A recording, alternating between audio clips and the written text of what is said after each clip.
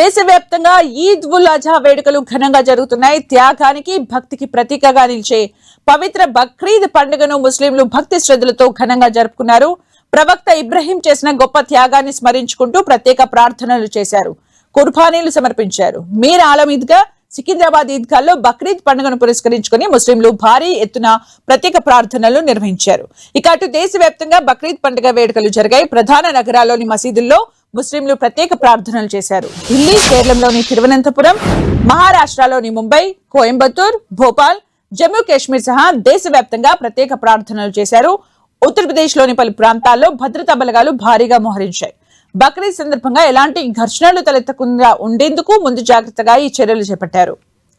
ఇక అటు బక్రీద్ పండుగను పురస్కరించుకుని హైదరాబాద్ నగరంలో ట్రాఫిక్ ఆంక్షలు అమలు చేస్తున్నారు.